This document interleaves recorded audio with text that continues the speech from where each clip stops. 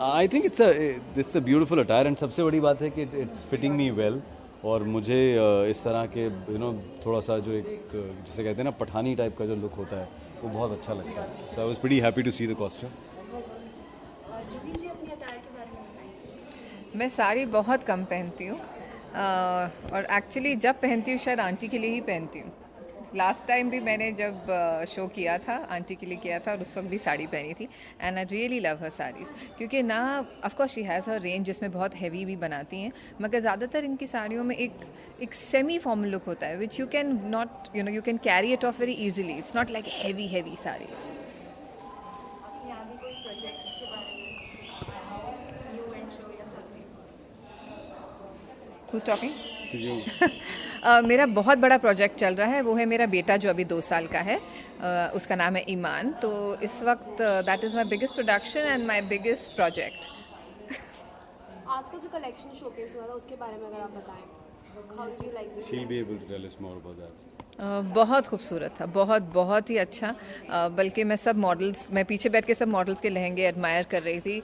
Beautiful embroidery, very unique styles. क्योंकि ethnic Indian wear में एक पॉइंट के बाद एक लिमिटेशन आ जाती है क्योंकि वही लहंगा है, वही एम्ब्रॉयडरीज हैं, मगर how you play with the fabric and with the motives and the work is what is unique about aunty Nisha ji. Sorry. Yeah, you can ask Anup about the models, not the clothes. Now that's his thing.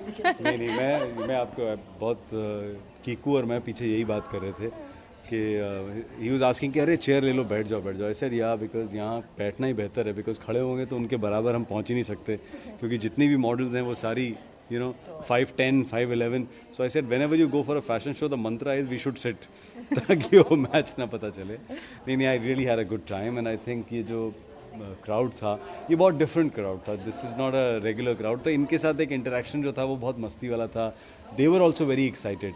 नहीं तो आप normally fashion shows में देखते हैं लोग ऐसे बिल्कुल ही बहुत ही स्ट्रेट फेस करके बैठे रहते हैं और बहुत ही क्रिटिकल लुक्स आपको देते रहते हैं, लेकिन यहाँ था ये लोग भी बहुत चार्ज थे, एन्जॉय कर रहे थे, जेन्युइन एक्सप्रेशन थे उनके, एक्साइटेड थे चीज़ों को देखकर। Maybe they are not used to seeing these kind of fashion shows on a regular basis but this was a very good audience also. Yes जी,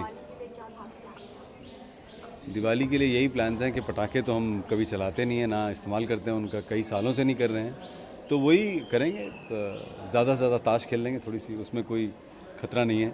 तो कुछ सबको शुभकामनाएं दिवाली की। और सब ज़्यादातर लेडीज से कहूँगी कि दिवाली का टाइम है, शॉपिंग करिए, निशा सागर की बुटीक पे जाइए and pick up the best of the clothes. Happy Diwali. तो आप एक अपने क्राइम पेट्रोल वाले मशहूर दस्तक में अगर फैंस को थोड़ा पटाखों से बच के रहें। मैं सिर्फ यही कहना चाहूँगा कि आप सब अपना ख्याल रखें, सुरक्षित रहें और याद रखें पटाखे आवाज़ बहुत करते हैं लेकिन नुकसान भी बहुत पहुँचाते हैं। तो पटाखों से सावधान रहें और एक शुभ और सुरक्षित दिवाली मनाएं। जय हिंद। जय हिंद। Thank you.